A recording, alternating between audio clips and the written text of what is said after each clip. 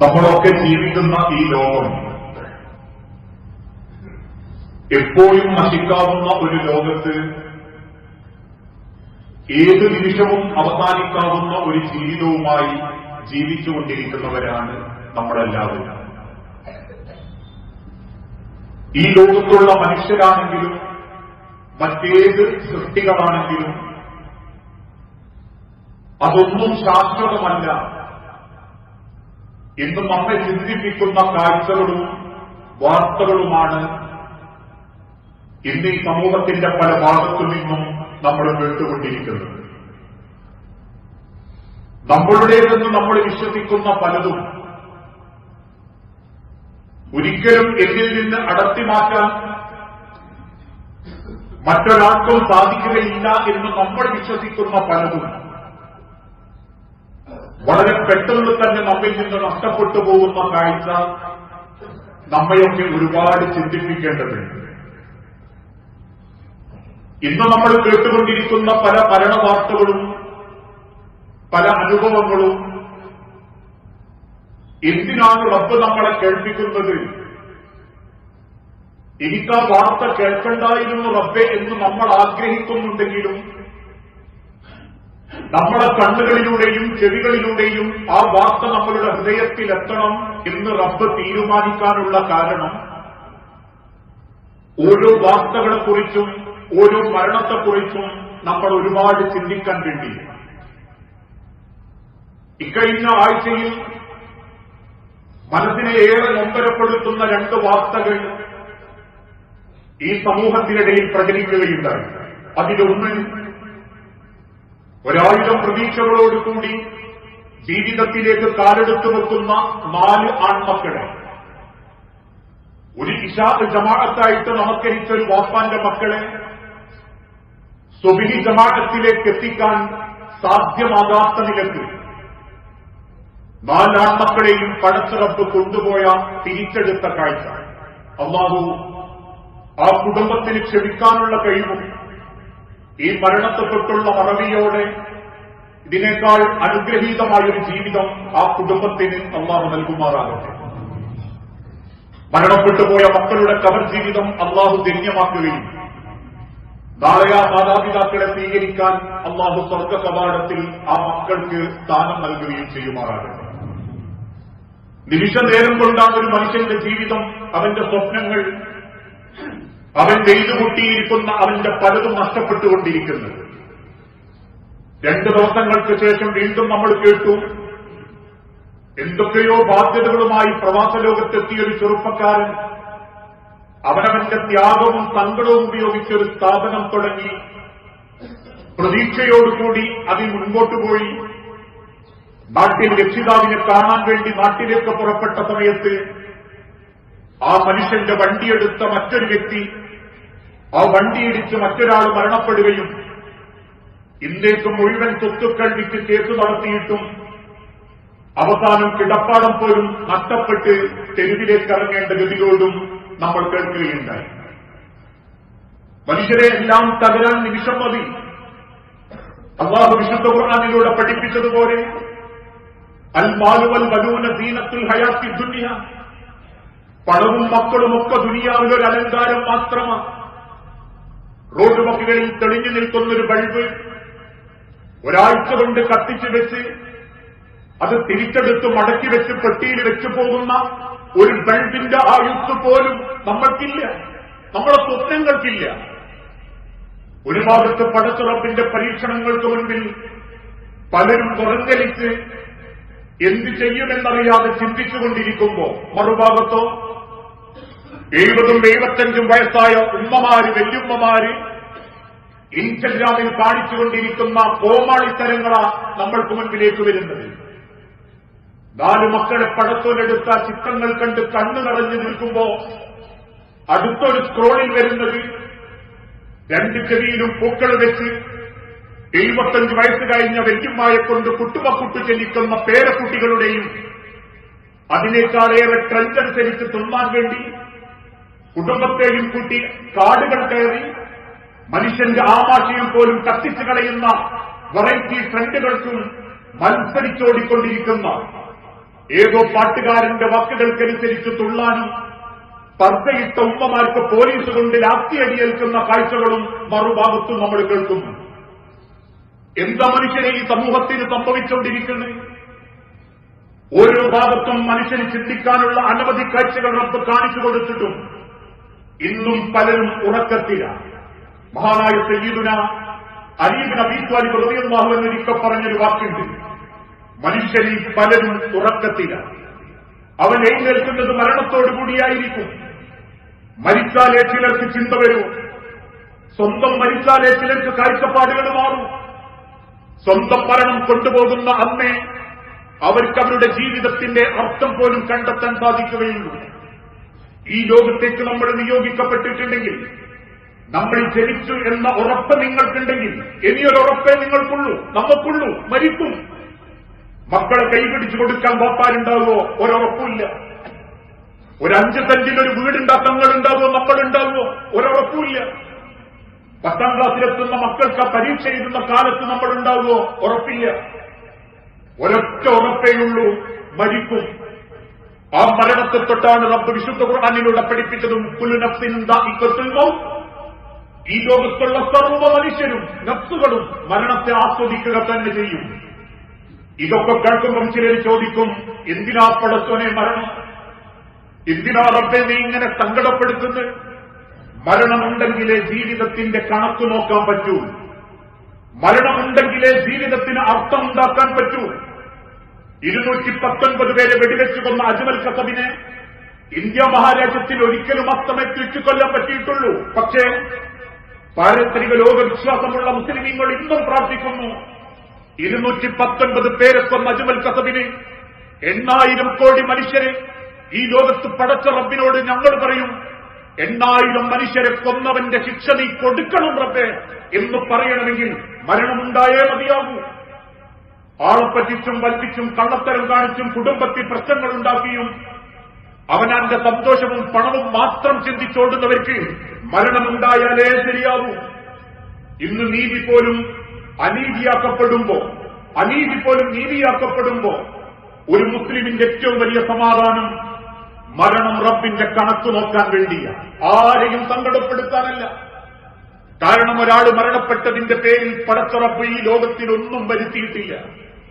5ഉം 8ഉം മക്കൾ മരിച്ചവർ, ആയിരക്കണക്കിന് മരിച്ചവർ, സൂര്യൻ ഉദിക്കാതിരുന്നിട്ടില്ല, അസ്തമിക്കാതിരുന്നിട്ടില്ല, പടക്കം വാഴി തടഞ്ഞിട്ടില്ല, വാഴി കൊടുക്കാതിരുന്നിട്ടില്ല, അന്ന് ഭൂമിക്കടിയിലെ വെള്ളം വറ്റിച്ചിട്ടില്ല, മനുഷ്യന്റെ ദാഹം അകറ്റാതിരുന്നിട്ടില്ല. പിന്നെ മരണം നിങ്ങളുടെ വിചാരണയോട് അടുക്കാനുള്ള തുടക്കമാണ് മരണം. മനുഷ്യന്റെ വിചാരണയുടെ സമയം അടുത്തുകൊണ്ടിരിക്കുന്നു. പക്ഷെ അവരിൽ പലരും അശ്രദ്ധയിലുമാണ്. മരണത്തിന്റെ തുടക്കമെന്നാൽ വിചാരണയുടെ തുടക്കമാണ്. നമ്മളാരും ഒരു വലിയ ദീർഘകാലത്തേക്ക് ഈ ലോകത്തേക്ക് ജീവിക്കാമെന്നവരല്ല. 150 കൊല്ലത്തിന്റെ അപ്പുറത്തേക്ക് നമ്മളെ ഒരാൾക്കും ഓർമ്മയുണ്ടാവില്ല.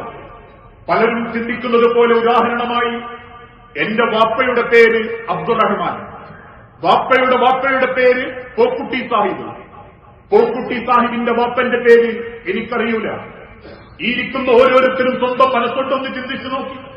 വാപ്പാന്റെ പേരറിയാം, വാപ്പന്റെ പേരറിയാം, വാപ്പന്റെ പേര് നമുക്കാർക്കും അറിയില്ല. അതിനർത്ഥം 150 കൊല്ലം മുൻപ് ജീവിച്ചിരുന്ന വല്യപ്പാന്റെ വാപ്പാനെ പറ്റി ഇന്ന് നമുക്ക് ഓർമ്മല്ല.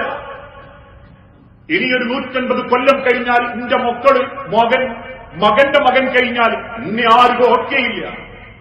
ജീവിച്ചിരിക്കുന്ന ഈ കാലത്തെ മനുഷ്യരുടെ മനസ്സിലേ നമ്മളുള്ളൂ, നമ്മളെ കണ്ടവരുടെ മനസ്സിലേ നമ്മളുള്ളൂ.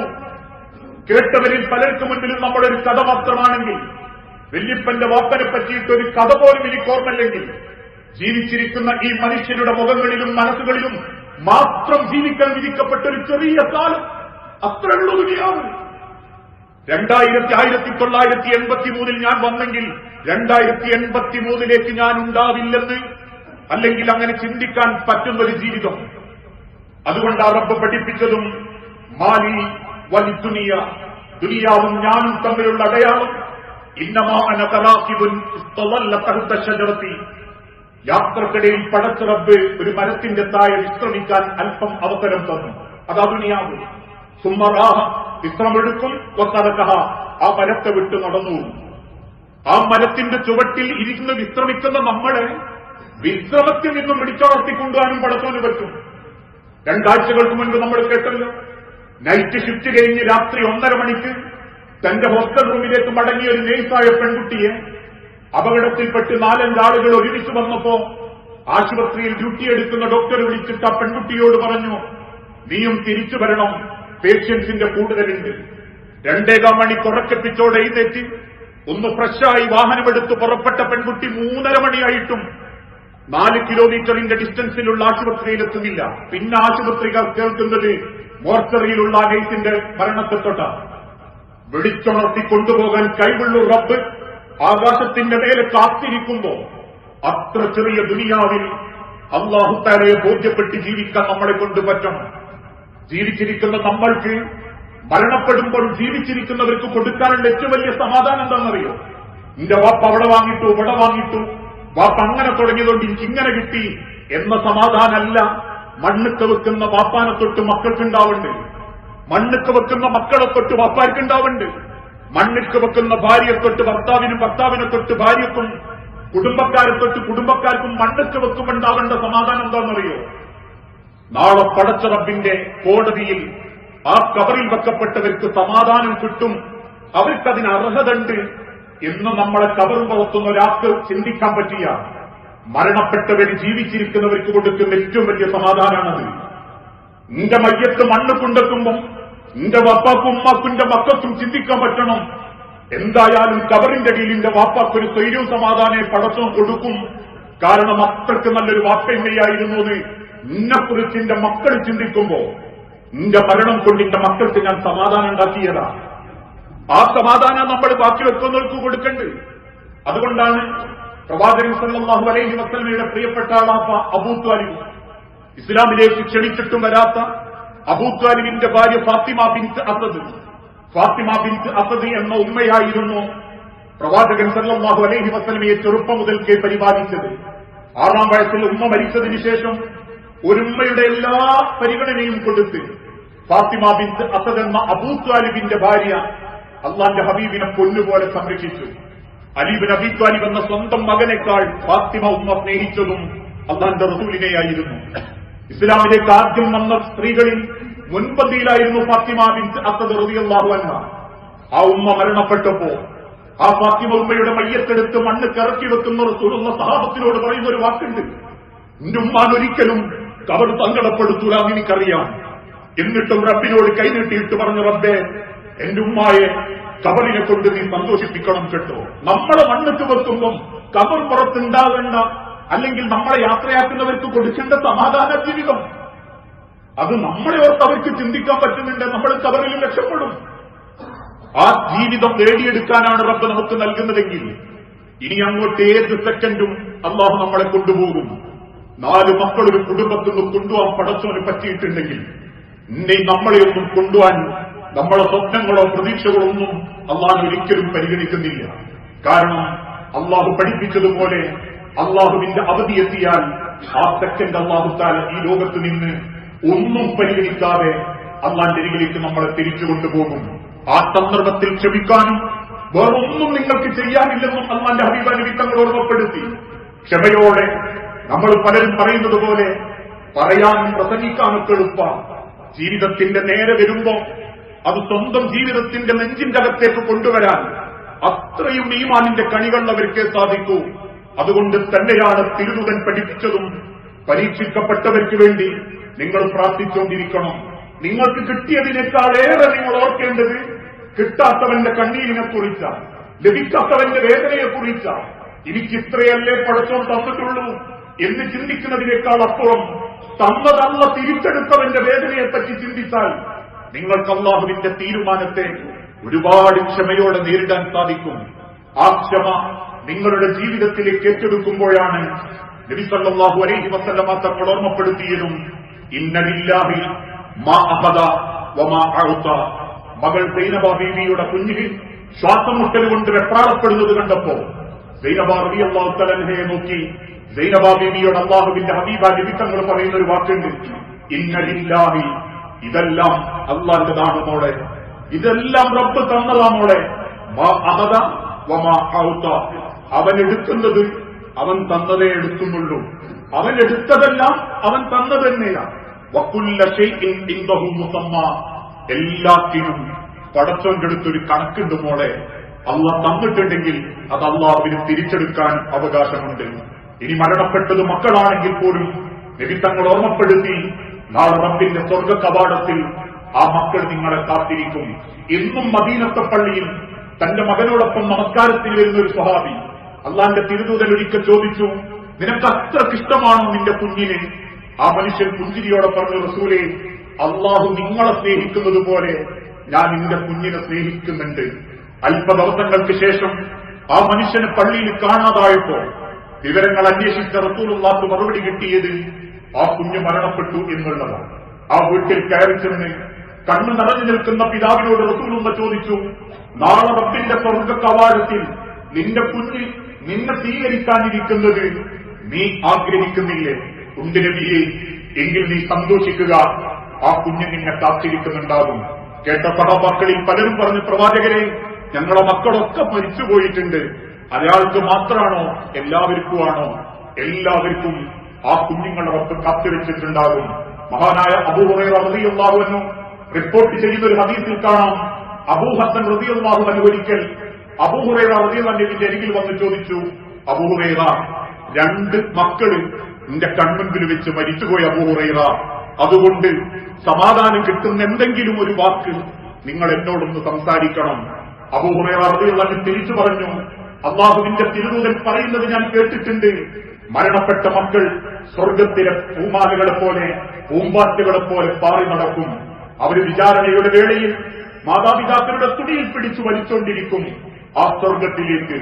ആ വലി കാണുമ്പോ അള്ളാഹു തആല മലക്കുകളോട് പറയും, അവരോട് കൂടെ സ്വർഗത്തിലേക്ക് ആക്കിയേക്കണമെന്ന്. അള്ളാഹുവിന്റെ സ്വർഗത്തിൽ കയറാൻ ആ മക്കൾ അവരെ കാത്തിരിക്കുമെന്ന് ലോകത്തിന്റെ തിരുദൂതൻ ഈ ഉമ്മത്തിനെ പഠിപ്പിച്ചിട്ടുണ്ടെങ്കിൽ, പ്രിയപ്പെട്ടവരെ, നമ്മളും മറക്കാതിരിക്കുക. നാളെ റബ്ബിന്റെ അരികിലേക്ക് പോകുമ്പോ മക്കൾ പെട്ടെന്ന് മരിച്ചിട്ട് അങ്ങനെ ഒരു പിടിച്ചു വലിക്കൽ കിട്ടട്ടെ എന്നല്ല. അള്ളാഹു മക്കളെ വലുതാക്കാൻ അവസരം തന്നു, പ്രായമാക്കാൻ അവസരം തന്നു, കെട്ടിക്കാൻ അവസരം തന്നു, പഠിപ്പിക്കാൻ അവസരം തന്നു. എന്നിട്ടും നാളെ റബ്ബിന്റെ അരികിൽ ചെല്ലുമ്പോ ആ മക്കൾ കാരണം നരകത്തിൽ പോകേണ്ടി വരികയും കുടുംബം കാരണം അള്ളാന്റെ അഗ്നിക്ക് കാരണക്കാരാകുകയും ചെയ്യുമ്പോ യഥാർത്ഥത്തിൽ നിർഭാഗ്യവാന്മാർ നമ്മളല്ലേ? അതൊരു വാപ്പ മാത്രമല്ലല്ലോ, അതൊരു സമ്പത്ത് നഷ്ടപ്പെട്ടവനല്ലല്ലോ. പണം കൊണ്ടും കുടുംബം കൊണ്ടും പൈസ കൊണ്ടും സമ്പത്ത് കൊണ്ടും വിദ്യാഭ്യാസം കൊണ്ടും സൗകര്യങ്ങൾ കൊണ്ടും പടച്ചവനെല്ലാം ദുനിയാവ് തന്നിട്ടും അള്ളാന്റെ ആഹറത്ത് ചെല്ലുമ്പോ ഒരാളെങ്കിലും കൈപിടിക്കാൻ, ഒരാളെങ്കിലും തുണി പിടിക്കാൻ, ഒരാളെങ്കിലും പടച്ചവനോട് പറഞ്ഞിട്ട് നമുക്ക് വേണ്ടിയൊന്ന് സംസാരിക്കാൻ ആരുമില്ലാതാകുന്ന റബ്ബിന്റെ മഹിശറയിൽ നമ്മളല്ലേ തോറ്റുപോയവർ എന്ന് സ്വയം ചിന്തിക്കണം. സത്യത്തിൽ നിർഭാഗ്യവാന്മാർ ജീവിക്കാൻ അവസരം കിട്ടിയിട്ടും അള്ളാന്റെ സ്വർഗത്തിലെത്താൻ പറ്റാത്തവരാ. അതുകൊണ്ടാണ് നബി തങ്ങൾ ഒരിക്കൽ ചോദിച്ചു സഹാബത്തിനോട്, സഹാബത്തെ, ഏറ്റവും നിർഭാഗ്യവാൻ ആരാന്നറിയോ? സഹാബത്ത് പറഞ്ഞില്ല നബിയെ, ആരാണ് ഏറ്റവും നിർഭാഗ്യവാൻ? മരിക്കുമെന്ന് ഉറപ്പുണ്ടായിട്ടും മരണാനന്തര ലോകത്തേക്ക് വേണ്ടി ഒന്നും കണ്ടെത്താത്തവൻ, അവനേക്കാളും വലിയ നിർഭാഗ്യവാൻ ഈ ലോകത്ത് വേറല്ല. അങ്ങനെയാണെങ്കിൽ ഞാനിങ്ങളൊക്കെ നിർഭാഗ്യവാന്മാരുടെ കൂട്ടത്തിലേക്ക് നീങ്ങിക്കൊണ്ടിരിക്കുകയാണ്. മരിച്ചു മണ്ണിന്റെ അടിയിലേക്ക് പോയ മക്കളും കുട്ടികളും തലമുറകളും അള്ളാന്റെ തീരുമാനത്തിലേക്ക് എത്തിയിട്ടുണ്ടെങ്കിൽ ഇന്നും ഓരോ നേരം കൊടുക്കുമ്പോ, ഓരോ സൂര്യൻ അസ്തമിക്കുമ്പോ അതെന്റെ ആയുസ്സാണ് കുറയുന്നതെന്നും ഒരു സൂര്യൻ ഉദിക്കുമ്പോ എന്റെ ആയുസ്സിലാണ് വീണ്ടും ജീവൻ വെക്കുന്നതെന്നും ചിന്തിച്ചൊരുങ്ങാൻ പറ്റാത്ത നമ്മളാ മനുഷ്യരെ നിർഭാഗ്യവാന്മാർ.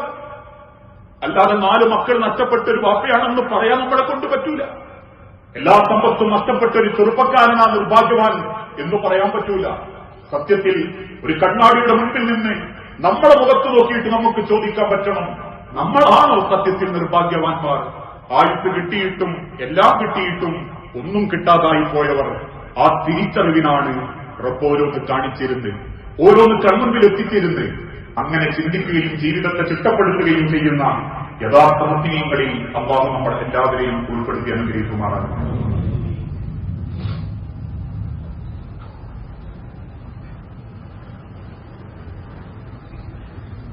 അൽഹംദുലില്ലാഹ് വസ്സലാത്തു വസ്സലാമു അലാ റസൂലിൽ അമീൻ وعلى آله وأصحابه أجمعين أما بعد يا أيها الناس أوصيكم ثانيا بتقوى الله. ജീവിതത്തിന്റെ എല്ലാ രംഗത്തും അല്ലാഹുവിനെ സൂക്ഷിക്കണമേ എന്ന് എന്നോടെന്ന പോലെ നമ്മളിൽ ഓരോരുത്തരോടും വസിയത്ത് ചെയ്യുകയാണ്, ഉപദേശിക്കുകയാണ്. പല ആളുകളും പറയുന്നത് പോലെ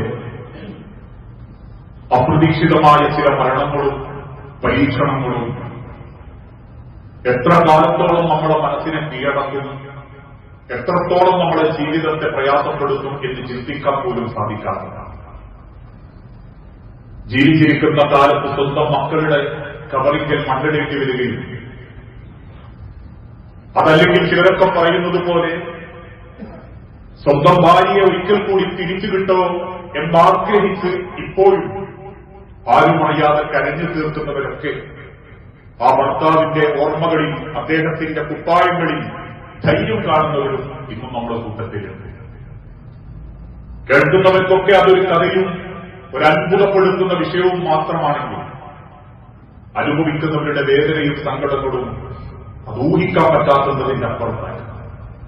അതുകൊണ്ടാണ് പ്രവാചകൻ സല്ലല്ലാഹു അലൈഹി വസല്ലമ സ്വഹാബത്തിനെ പഠിപ്പിച്ചു, നിങ്ങൾ നിരന്തരം റബ്ബിനോട് പ്രാർത്ഥിച്ചുകൊണ്ടിരിക്കണം. അല്ലാഹുമ്മ ഇന്നി അഊദു ബിക മിൻ മൗത്തിൽ മുജാഹദി. റബ്ബേ, അപ്രതീക്ഷിതമായി പ്രയാസപ്പെടുത്തുന്ന മരണത്തിൽ നിന്ന് നീ ഞങ്ങളെ കാക്കണം റബ്ബേ. നീ ഞങ്ങളുടെ കുടുംബത്തെയും മക്കളെയും അല്ലാഹുവേ ഓരോരുത്തരെയും നീ കാക്കണം റബ്ബേ. കാരണം ഞാൻ മരിച്ചാലും ഈ ഇരിക്കുന്ന ആര് മരിച്ചാലും ഇവരൊക്കെ ഒരു കുടുംബത്തിന്റെ നെടുംതൂണുകളാണ്, ഒരു കുടുംബത്തിന്റെ സമാധാനങ്ങളാണ്. ആരും ഈ ലോകത്ത് വെറുതല്ല. അത് പ്രായമുള്ള വാപ്പയാണെങ്കിലും ശരി, ആരാണെങ്കിലും ശരി. വെറുതെ തമാശക്ക് അയാളെ കൊണ്ടൊരു ഗുണമില്ലാതെ പറയെങ്കിലും അയാൾ ഇല്ലാതാകുമ്പോഴാണ് പല ഭാര്യമാർക്കും അയാളുടെ വിലയറിയുന്നത്.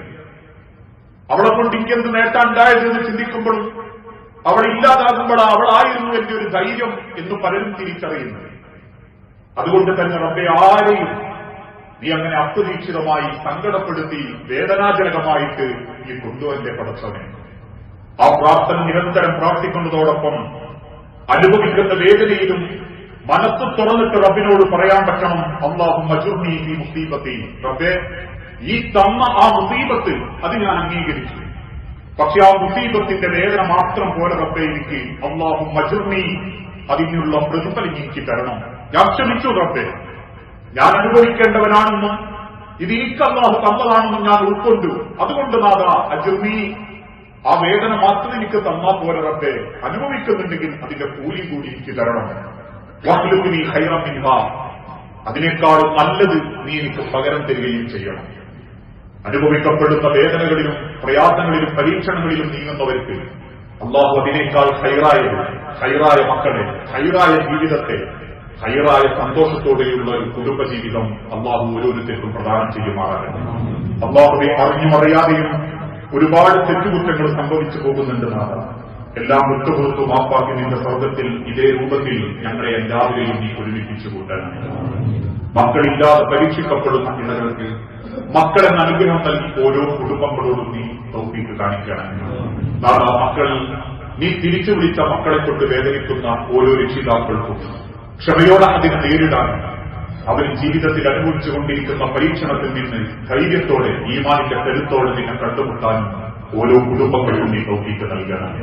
ചെറുതും വലുതുമായ പല അസുഖങ്ങളിലും അങ്ങേയറ്റം പ്രയാസപ്പെട്ട് ജീവിക്കുന്നവരുണ്ട് നാഥ ഞങ്ങളുടെ കൂട്ടത്തിൽ.